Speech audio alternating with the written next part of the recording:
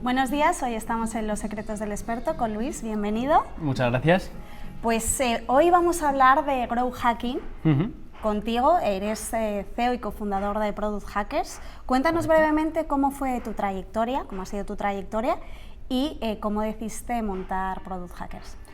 Venga, vamos allá. Empiezo. Yo estudié 2 carreras, informática y ADE, las 2 juntas. Cuando terminé hice 2 másters porque quería hacer el doctorado, o sea, quería ser doctor, no sé por qué, pero quería ser doctor en informática. Y luego me di cuenta que el mundo académico no era lo que quería. O sea, yo quería investigar, entonces me metí en robótica, trabajé en robótica unos meses. Luego me fui con un profesor, bueno, con 3 profesores míos que estaban montando una empresa, 3 profes de la uni. Entonces estuve con ellos en BrainSense, con José Carlos Cortizo y demás, durante 1 año y medio. Y estuvo muy bien porque, como sabían que yo quería ser emprendedor, me fueron pasando por diferentes fases. Estuve haciendo venta fría, estuve haciendo investigación, estuve haciendo marketing, estuve haciendo diferentes partes.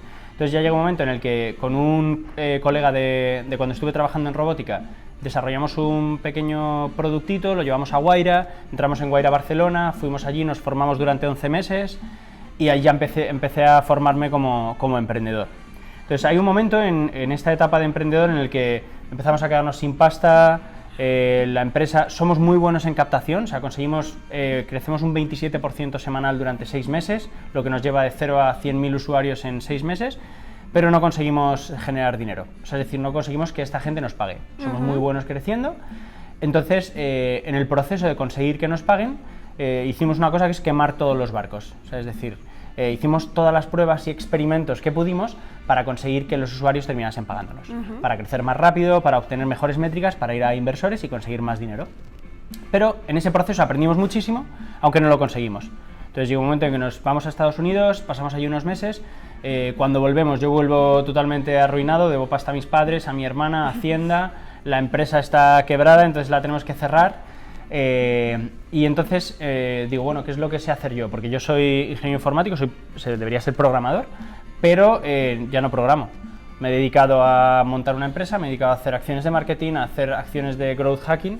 Entonces dije, bueno, pues voy a crear un meetup.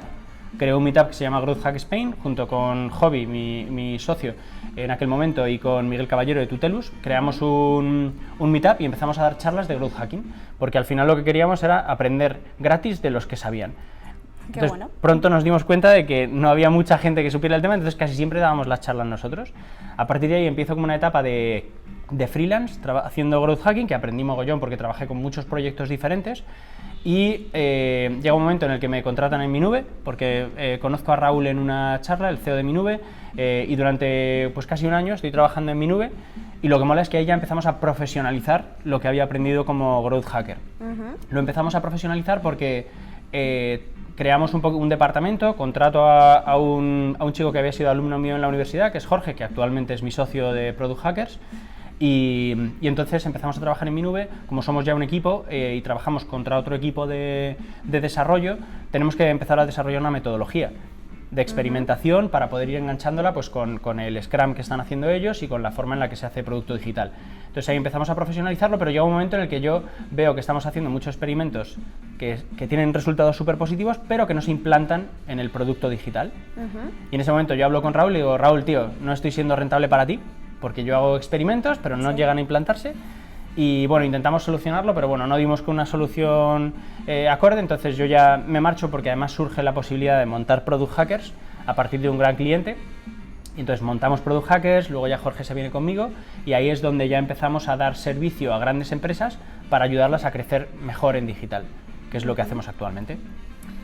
Adentrándonos, digamos, en el tema del growth hacking, una de las partes importantes, digamos, que es el funnel de ventas, ¿no? Entonces, Sí. ¿cómo podemos optimizar cada una de las fases del funnel? Pues muy buena pregunta, y lo importante de esto es centrarte en cada una de las fases, porque, o sea, yo por ejemplo en mi metodología, la metodología con la que trabajamos actualmente en Growth, lo que hacemos es, en Product Hackers, primero nos centramos en activación, que para mí es la primera etapa del funnel. Fijaos que me he cargado captación y adquisición, porque de hecho adquisición es tan fácil, o sea, la propia palabra lo dice, es adquirir, adquiero, o sea, yo pago y entonces me llegan visitas no tiene tanta que transformaré, dificultad. exacto, eso es. Entonces, la primera etapa para mí es la adquisición, porque es en la que yo explico al usuario de qué va mi producto y cuál es su diferencia, cuál es el valor que va a encontrar mi usuario al registrarse en ese producto.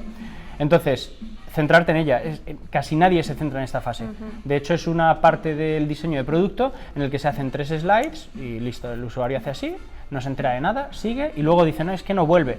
Claro, no vuelve porque no le has explicado el producto. Entonces, centrarte en esta fase es importante.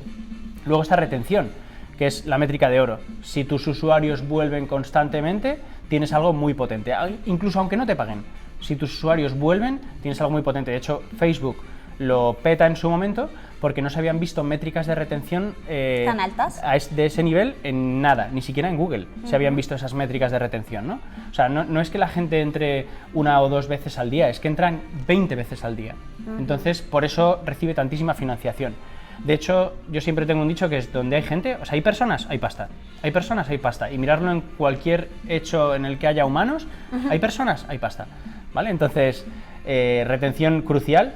Y luego ya nos centraríamos en la parte de bueno, fidelizar, ¿no? Fidelizar, aunque en realidad la retención es donde está la etapa de fidelización. O sea, para mí es donde está la etapa de fidelización, porque si la gente vuelve es porque le aporta algo, le aporta un valor. O sea, ¿por qué vuelves a Netflix? Cuando estás aburrido vas a Netflix. ¿Por qué? Porque quieres ver una serie. O sea, es decir, tú vuelves porque te reporta algo, si no, no vuelves. Claro. Entonces, y luego ya finalmente estaría referencia, a lo mejor, que es donde ya conseguimos que nuestros usuarios hablen de nosotros, aunque a mí eso me gusta hacerlo transversal a lo largo de todo el funnel, y luego ya nos centraríamos en activación. Entonces, yo lo que haría es tener claro en qué etapa estoy trabajando y cuánto tiempo le estoy dedicando a cada una de ellas.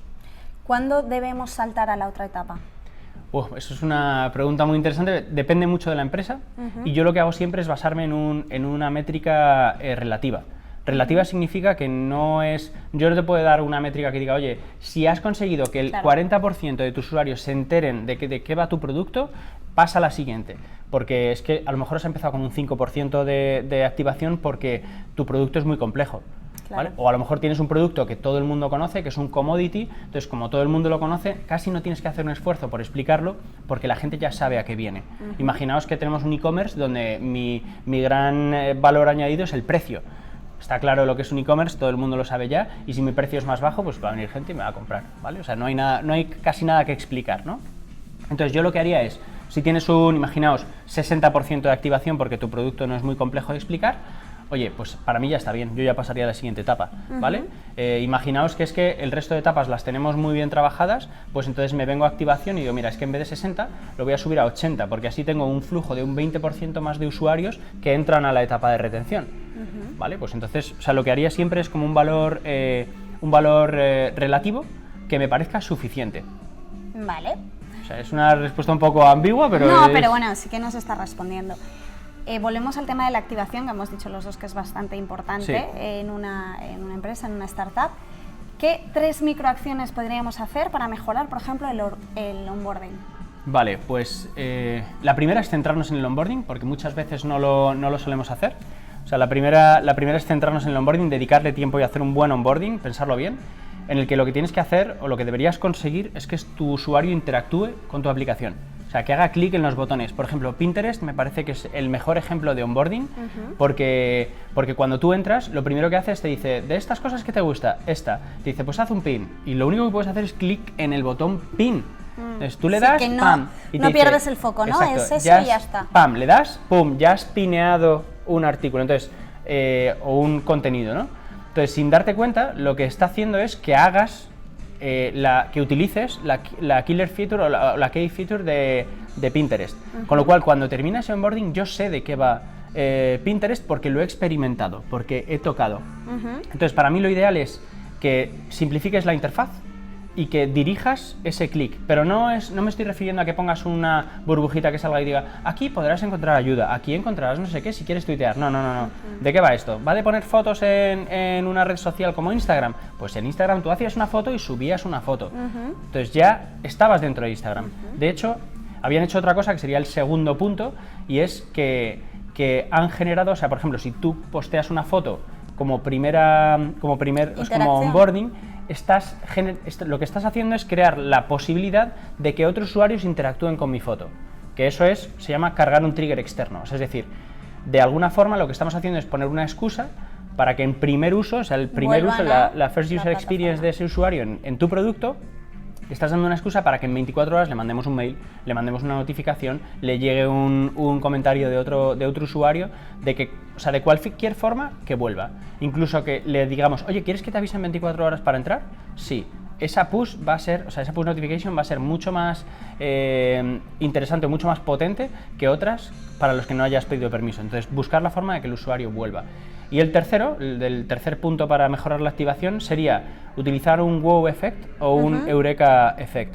Que el wow, ¿sabéis cuál es? O sea, el wow es el típico de lo veo y digo, ¡oh, qué guay! Que a veces es más difícil porque estamos en un entorno en el que el usuario es muy maduro. O sea, casi todos los usuarios ya hemos visto miles de aplicaciones, hemos visto miles de cosas impactantes y ya nos cuesta mucho sorprendernos. Pero el Eureka Effect es muy fácil. Bueno, no es fácil. Tiene una metodología, una pequeña metodología, que son 3 pasos. No me acuerdo concretamente ahora de ellos, pero primero es preparar el entorno.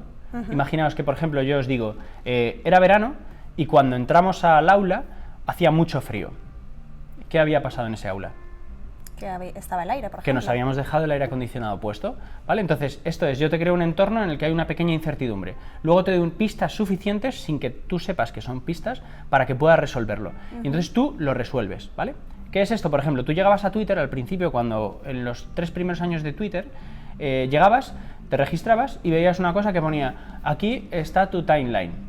Y estaba vacío porque acabas de crear tu cuenta y no seguías a nadie. Entonces llegó Josh Elman, que para mí es uno de los mejores growth hacker que existe, porque es un tío que lo único que hace es crecer a través del valor, o product driven growth, ¿vale? O sea, es decir, yo crezco por mi producto.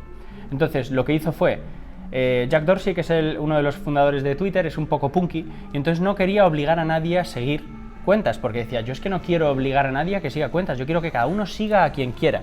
Está muy bien, ¿no? Es una idea muy buena, pero tienes que explicar que es Twitter, y Twitter es un concepto nuevo. Entonces lo que hizo es, voy a obligar, Josh Elman le dijo, no te preocupes, mira, vamos a poner al 10% de la gente que se registre cada día, le vamos a exigir, le vamos a obligar a que siga a 5 personas. ¿A qué 5 personas? Pues a las que más seguidores tengan en Twitter, que probablemente sean las más conocidas. Beyoncé, no sé qué tal, pues todos los típicos, Cristiano Ronaldo, todo esto que más o menos todo el mundo conoce. A lo mejor a mí no me apetece seguir a Cristiano, pero lo bueno es que yo entraba, seguía a esas 5 personas, y esto es que lo vi en mi madre. Mi madre un día llegó a casa y me dice, le digo, ¿qué haces? Y me dice, nada, estoy aquí registrándome en Twitter, que lo he oído en la televisión y quería ver qué es. Entonces yo me quedé callado, me encanta ver a la gente cuando usa una aplicación por primera vez, entonces la vi siguiéndola, sigue a no sé cuántas personas, siguió, le dio a siguiente, y cuando le dio a siguiente le apareció el timeline de Twitter con los tweets de la gente a la que había seguido ordenados por tiempo. Entonces mi madre con el móvil así dijo, ah, ya sé que es Twitter. Nadie se lo explicó, se lo explicó, pero ese es el Eureka Effect. Es la sensación de que tú por ti mismo has sido capaz de entender algo. Y eso está obviamente preparado para que tú tengas esa sensación, pero es que las sensaciones generan, o sea, refuerzan la huella. Los humanos, bueno, si os fijáis en algún viaje que hayáis hecho, os vais a acordar de los puntos más impactantes y de los peores, o sea, de los mejores y de los peores, de cuando discutiste con no sé quién, de cuando viste una cosa que te impactó y se te puso los pelos de los brazos de gallina, ¿no? O como se diga. Entonces, punta, sí, sí, bueno, vale. bien. Entonces, al final, esos momentos, esas emociones fijan la huella, y tú lo que estás buscando es que tu usuario en primera visita se acuerde de ti o tenga algo memorable. Entonces, esa forma es, por un lado le estás haciendo un onboarding, le estás explicando de qué va el tema, y por otro lado estás generando una emoción, que es la sensación de que tú por ti mismo has entendido algo, que es muy fuerte. Ahora, otra de las fases, digamos, es el engagement. ¿Cómo podemos conseguir mejorar ese engagement, ¿no? Ya digamos que hemos pasado esa fase de activación, ahora toca el engagement. ¿Y qué podemos hacer? Vale, engagement es una métrica, o sea, para mí es una parte de retención, como te decía antes, porque en la retención, o sea, para mí lo que mido con la retención es el valor que aporto al usuario, ¿vale? De hecho lo hago de forma genérica, porque al final tú lo que mides es cuántos usuarios han entrado y cuántos vuelven 24 horas después, 48 horas después. Es decir, para mí esa métrica, esa gráfica de retención, lo que hace es identificar el valor que aporto. Entonces, lo que siempre hago es, imaginaos un test A/B, ¿vale? O sea, es decir, yo dejo los usuarios, la mitad de los usuarios por defecto tal y como están entrando, y la otra mitad de los usuarios los meto en un sistema en el que he metido un cambio. Imagínate que ese cambio es un onboarding, ¿vale? He hecho un onboarding que es mucho más explicativo, eso es. Entonces comparo cómo impacta sobre la retención de los dos experimentos. ¿Lo incremento un 10% en día 1? Fantástico, pues eso se lo aplico al 100% de los usuarios. Yo lo que voy haciendo son pequeños experimentos que van mejorando esa esa retención. Vale. Hay un problema aquí que es la falacia de la próxima funcionalidad o la falacia de la siguiente feature, que es que tendemos a creer, y eso le pasa mucho sobre todo a los CEOs, los Product Managers creo, o Product Owner cada vez son más conscientes de que no está la solución en dar más funcionalidad, pero los CEOs, como están un poquito más alejados de producto y están más metidos en negocio, piensan que el valor solo lo puedes incrementar dando más funcionalidad. Y no es del todo cierto, ¿no? O sea, es decir, es más probable que aportes más valor centrándote en el onboarding o buscando la forma de que la gente sea recurrente que creando una nueva funcionalidad. Creando una nueva funcionalidad incrementas la complejidad, con lo cual tienes que explicarlo mejor aún. Entonces, por ejemplo, sistemas de interacción automática con los usuarios, como un intercom, no sé si conocéis la herramienta intercom, que lo que van a hacer es, en base a una serie de acciones que va realizando el usuario de su conducta, vamos a lanzar un trigger. Le vamos a pedir que haga una cosa. Imagínate, un usuario que ha entrado, es usuario, ¿vale? En un plan freemium, el usuario está en free, ha entrado 3 veces a ver los planes de precios, le ha dado 3 veces a un plan de precios, pero no lo ha terminado comprando. Pues a ese chico o a esa chica, en cuanto entre, le vas a mandar un mail y le vas a decir, oye, aquí tienes un 20% de descuento. ¿Por qué? Porque sabes que es sensible al precio, le interesa, ha entrado 3 veces, en 3 sesiones diferentes, ha ido hasta el precio, le ha dado a registrarme pero no ha terminado pagando, bájale el precio. No termina convirtiendo, es probable que o no tenga tarjeta de crédito, no tenga PayPal o tenga que hablar con sus padres para pedir que le paguen eso. Entonces, dale más posibilidades. Un incentivo para que por ejemplo, pueda hacerlo. ¿Qué 3 hacks te han funcionado a ti? Vale, bueno, específicamente, o sea, yo tengo como varios mantras para sacar hacks, ¿vale? O sea, no tanto un hack específico, pero por ejemplo, cuadrar oferta y demanda. Es súper básico, o sea, microeconomía nivel 1, macroeconomía de nivel 1 es cuadrar oferta y demanda. Bueno, eso sería micro, ¿no? Pero al final lo que tú buscas es, oye, yo ofrezco una cosa, ¿cuánto me pagas por ella, ¿no? Pero viéndolo de otra forma es, oye, yo ofrezco un servicio, ¿quién tiene la necesidad de este servicio? ¿Vale? Problema que tenemos los emprendedores habitualmente, hacemos un tapón y buscamos un agujero. Es decir, a ver si vale aquí, error. O sea, tú tienes que buscar el agujero y luego hacer el tapón a medida para ese agujero. O sea, es decir, buscar un problema y luego hacer una solución, no al revés. Entonces, se me ha ido los la hacks. cabeza. Vale, los hacks, vale. Es probable que me pase alguna vez más, no ¿vale? pasa Porque nada, me voy metiendo es el ahí. directo. Eso es. Entonces, cuadrar oferta y demanda lo que hace es buscar esa conexión, ¿no? Entonces, por ejemplo, hicimos un hack que a mí me encantó con Tutelus, que es, vimos que había en Twitter muchísima gente, esto bueno, ahora ya no se puede hacer, ¿sabes? Eran otros tiempos, era 2014, 2014-2015 eran otros tiempos, Twitter estaba mucho más abierto, entonces lo que hicimos fue, yo me había dado cuenta ya que en Twitter había mucha gente diciendo, quiero aprender inglés. ¿Cómo me gustaría aprender a hablar francés? ¿Cómo me gustaría aprender a tocar la guitarra? Aprender a no sé qué. Y había miles de personas y miles de tweets. O sea, bueno, al principio yo pensaba que eran solo unos cuantos, pero en cuanto empecé a buscar, hablé con Miguel Caballero y dije, oye, ¿cuántas temáticas diferentes tienes? Y me dijo, tenemos 3.700 temáticas, pásamelas todas. Me hizo la base de datos, yo lo metí en Excel, me hice un pequeño, a lo mejor estuve 2 semanas haciéndome un demostrador y entonces encontré que había 2.500, 2.600 tweets al día de gente diciendo que quería aprender esas temáticas que Tutelus tenía. Yo ahí encontré una demanda y Tutelus tenía la oferta, solo tenía que cruzarlas. Entonces lo que hice fue un sistema para que cuentas, en principio mis cuentas bots de Twitter, que tenía unas cuantas cuentas para hacer pruebas, tuitearan a la gente que decía, quiero aprender inglés, pues mírate este curso que es gratuito y te va a encantar. Y le llegaba un Quiero aprender, y le llegaba un tweet. O sea, pero es que esto al principio era cuando la gente ponía el tweet, en menos de un segundo ya estaba mi respuesta escrita. Bueno. Entonces hicimos un random de 3 a 5 minutos para que fuera más natural, tal. Cada cuenta ponía un máximo de 5 tweets y al final teníamos tantos tweets, o sea, recogemos tantos tweets de Twitter de gente que quería aprender cosas que tuvimos que abrirlo a todo Tutelus. Entonces se registraron 20.000 personas y teníamos 20.000 cuentas tuiteando entre 1 y 2 tweets al día. ¿Qué pasa? Que esto también tiene problemas de falsos positivos, porque hay gente que dice jamás aprenderé inglés. Pues toma este curso, ¿qué tal? Yeah. O alguien que está vendiendo un curso de inglés y dice, si quieres aprender inglés, ve a este curso. Y le dice, pues mira este curso gratis que te va a encantar. O alguien que habla de forma regular de una temática y estás ahí, pues mírate este curso, el día siguiente, pues mírate este curso. Y dicen, tío, ¿vale? Entonces, bueno, eso son cosas que hay que ir corrigiendo, pero fue un hack súper interesante. 2 hacks más, ego. El ego es otra parte fundamental, o sea, es algo que tenemos todos los seres humanos, es algo que nos ha traído hasta aquí de forma evolutiva, es una de las piezas fundamentales de nuestra evolución o supervivencia, y hay que explotarlo. Entonces, por ejemplo, para mí, ¿qué quieres? ¿Cómo es? ¿Qué tipo de perro serías? ¿Qué personaje eres del Señor de los Anillos? ¿No? Bueno, con eso, o sea, lo reventamos. O sea, conseguíamos usuarios a punta pala, o sea, muchísimos, pero muchísimos, no os hacéis una idea de cuántos. Y eso es simplemente, teníamos un truco, y es que nunca te dice que eres una persona desagradable con la que nadie quiere estar, ¿sabes? Incluso Gollum era... Le sacaban el lado bueno, ¿no? Gollum es una persona inteligente, un poco introvertida, que no sé qué, pero siempre te regala el ego. ¿Por qué? Porque tú no vas a poner en Facebook que eres una persona desagradable y molesta. Yeah. Tú solo quieres poner cosas buenas de ti, o sea, tu ego habla bien de ti, tú tienes que hablar bien de ti. Es bueno incluso que estemos un poco flipados con nosotros mismos sin pasarnos. Y el tercer hack, para mí sería el ego, el sentimiento de comunidad. Hicimos una vez una serie de experimentos sobre el fenómeno fan teenager, que a mí me encanta porque bueno, es que hubo un momento en el que cuando quebré con Gamisfaction, yo busqué cuál era el nicho viral más potente que había en Twitter, y era el fenómeno fan teenager. Era tremendamente potente, pero increíblemente, o sea, brutal. Hablamos de cientos de miles de tweets al día relacionados con un solo artista, ¿no? Entonces, para facilitar al máximo la captación de usuarios, nosotros generamos un sistema en el que se enviaban muchos tweets, la gente hacía clic y luego llegaba a una pantalla, y en esa pantalla teníamos un 80% de conversión.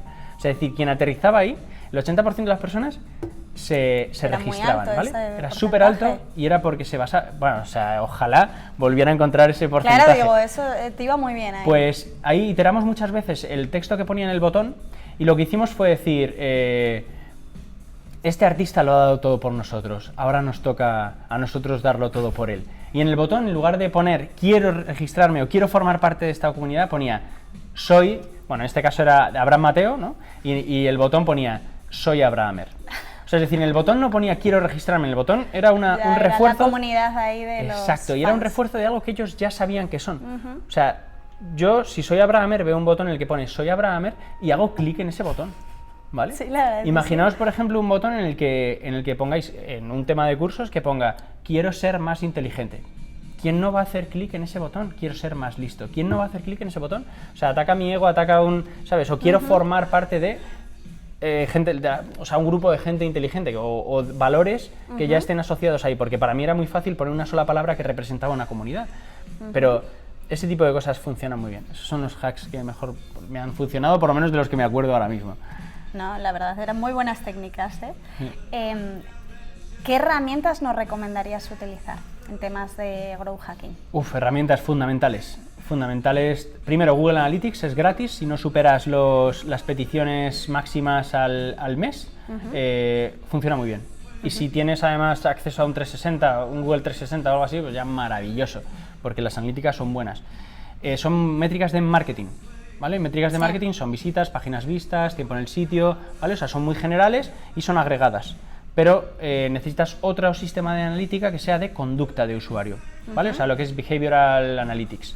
Es decir... Mixpanel, ¿no? Mixpanel, Amplitude, exacto. A mí son personalmente los que más me gustan. De hecho, aquí depende un poco. Si tienes una aplicación, si tienes app y tu negocio se desarrolla en una app, te recomiendo Mixpanel sobre Amplitude. Si tienes web y la app no es tan fundamental, si tienes app te recomiendo Mixpanel, y si no te recomiendo Amplitude, porque Amplitude es muchísimo más potente a nivel de analítica, extremadamente más potente, pero Mixpanel tiene una cosa que es muy killer, que es que puedes hacer test A/B dentro de las aplicaciones, cambiar, quitar botones, poner cosas, ostras, eso hasta ahora es imbatible, si tienes que hacer mucho testeo en app. Si la mayor parte de tu negocio ocurre en web, y la app no es tan relevante, o simplemente lo estás llevando ahí porque tienes que tener una app, Amplitude. Esas dos serían de analíticas de conducta. Y luego hay una tercera pata para mí, que es la interacción con el usuario, la interacción automática con el usuario, que es Intercom.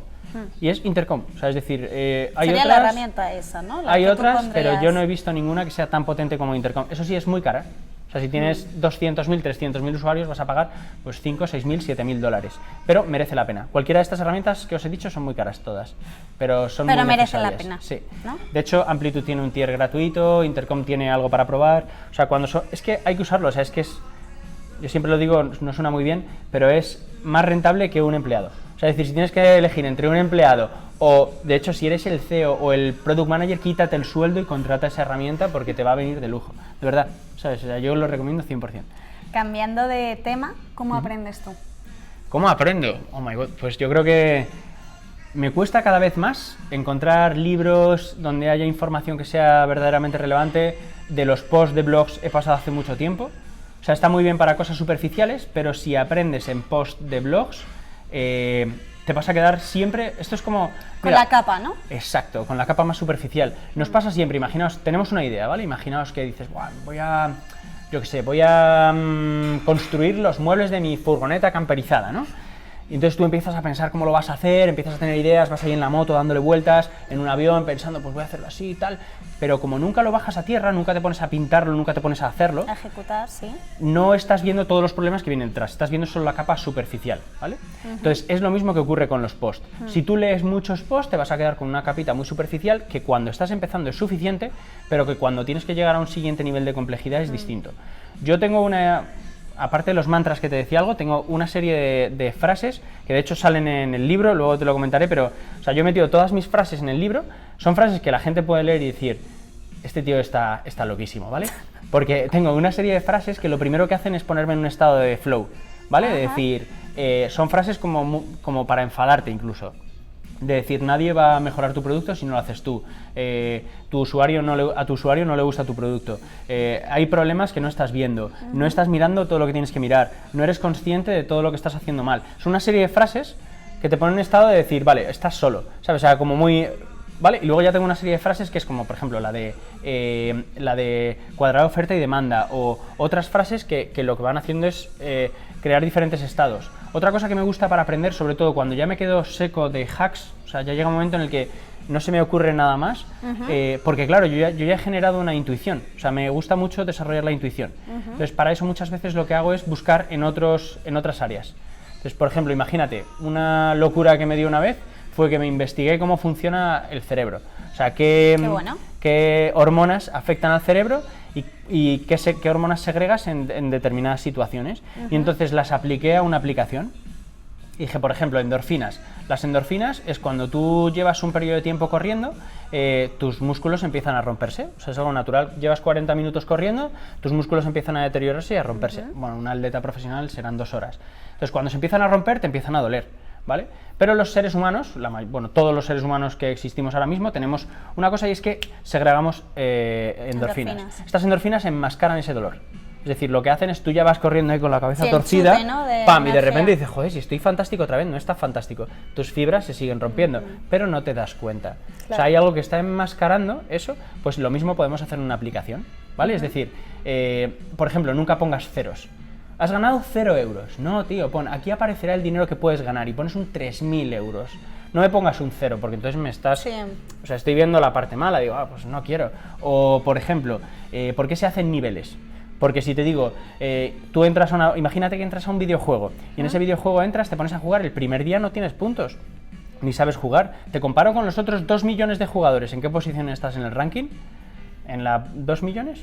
¿En la 1.935.000? Te desmotiva mogollón. ¿Qué hacen los juegos? El ranking máximo es de 100 personas, por ejemplo. Eso lo hace muy bien Blizzard. Los rankings son de 100 personas. Hay diferentes divisiones. Tienes maestro, platino, diamante, oro, bronce, plata, y luego dentro tienes divisiones. Entonces, como mucho, eres el 99, ¿vale? Nunca eres el 2.854.000 porque eso te desmotiva, ¿no? Entonces, ahí enmascaras. Entonces, lo que hago es buscar otras áreas de conocimiento que me generen otras formas de pensar. Eso es lo que intento hacer. Has hablado de tu libro. Sí. Cuéntame. Vale, ¿Cómo bueno, es tu libro? Sí, pues el libro es... la verdad es que yo estoy contento por cómo ha quedado el libro. O sea, al final quería escribir un libro desde hace tiempo, entonces Anaya me pidió un libro de growth hacking, les dije que sí, me comprometí y eventualmente me comprometí en noviembre y en mayo llegó la fecha de empezar a escribirlo, porque dije, vale, ya no me queda más tiempo, tengo que entregarlo a finales de junio. Entonces tenía mucho contenido creado, pero quería que fuera un libro sin bullshit. ¿Vale? O sea, los libros de growth hacking, marketing, casi todos los libros americanos que leemos tienen muchísimo bullshit, ¿vale? Para mí bullshit es, primero, con este truco aprenderás cómo conseguir que los usuarios sean tal, y te cuento 3 páginas diciéndote que lo que vas a aprender es fundamental y te va a cambiar la vida. Son las primeras 4 páginas de casi cualquier libro americano, ¿vale? Fuera bullshit, o sea, eso hay que quitarlo. No quería que tuviera trucos, o sea, típicos trucos de, con este truco vas a conseguir que el 80% de tus usuarios conviertan, descubre estos 69 trucos con los que... O sea, todo eso no funciona. Y no funciona porque se ha testeado y explotado tanto que ya no eres el primero que lo hace, con lo cual no te va a funcionar. Entonces, lo que quería era crear una metodología. Entonces, me puse a investigar cómo trabajamos Jorge y yo cuando trabajamos con un gran cliente o con un cliente pequeño, y empezamos a sacar los pasos que hacíamos. Entonces, los troceamos, les dimos forma, los conectamos, y a nosotros nos viene de lujo porque ya lo tenemos ordenado, pero sobre todo lo que más mola del libro es el capítulo 7, que es la metodología de experimentación que hemos desarrollado Jorge y yo, que tiene algunas partes que son muy básicas y muy obvias, como por ejemplo, coge ideas y mételas en una lista, ¿vale? Las ideas son semillas, no son hipótesis, son semillas.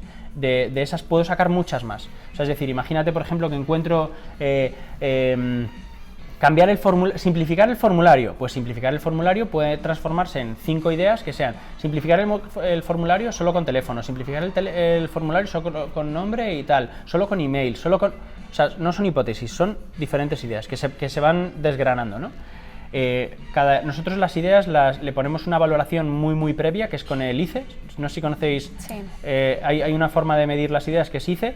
La mayor parte de los growth hackers o product owners lo utilizan para las features, yo no. O sea, yo lo que hago es, el ICE es para ideas. Cuando ya cojo esa idea, hago un experimento, lo pongo en marcha y obtengo resultados reales, o sea, tenemos una calculadora de conversión que también se explica en el libro, en la que tú dices, o sea, en la que lo que hacemos es poner al mismo nivel visitas, registros, incrementar un 1% de conversión, o sea, es decir, todas las variables de todo lo que puedes hacer, tú seleccionas y llegas, pues esta feature ha incrementado en 200.000 visitas el sitio web.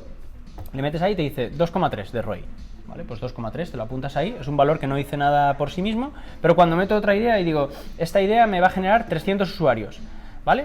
Entonces, ¿cuánto me cuesta desarrollarla? Yo creo que es una talla M, porque tiene un poquito de esfuerzo de desarrollo. Pues 7,2, vale, pues ya sé que esta idea tiene 7,2 y esta tiene 2,5. Si las comparo, esta es la que hay que hacer primero, y ahí no hay discusión posible. O sea, en el backlog de growth se hace siempre lo que tiene más retorno de la inversión. En el backlog de ideas, no. Lo que hacemos es seguir nuestro instinto, porque como te decía antes, para mí el instinto es súper importante, porque puede que cuando has hecho los cálculos una idea te da más, o sea, que es más potente que otra, pero tu instinto es el que tiene que saber determinar cuál es buena, y el instinto solo se desarrolla utilizándolo. Me has hablado de esto, pero no nos has dicho cómo se llama tu libro. Bueno, el libro se llama Growth Hacking, o sea, el título es Growth Hacking, supera el reto de crear productos exponenciales. No, supera el reto de crear productos digitales exponenciales. Es un poco largo, pero el título tiene también una parte importante, y es que muchas veces los títulos te dejan fuera al lector. O sea, en este caso lo que yo quería era que supera el reto, o sea, no es la guía definitiva para crear productos digitales exponenciales, te deja fuera.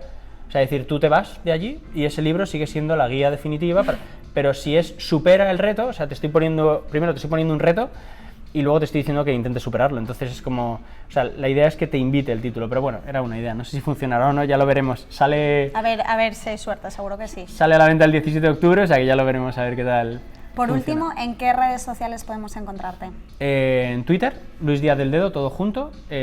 Principalmente Twitter, diría yo. O sea, ahora mismo Instagram yo no uso, como no soy muy fotografiable, pues no uso Instagram. Facebook lo tengo muy abandonado, porque al final era como para amigos, tal, no sé qué. Hice demasiados experimentos con mi Facebook y se me quedó un poco destruido. Bueno, en fin, o sea que Facebook no lo uso mucho. Y principalmente Twitter y YouTube. Me gusta mucho YouTube, soy un youtuber frustrado, pero bueno, principalmente Twitter, sí. Fenomenal, pues muchas gracias por estar hoy con nosotros. Placer.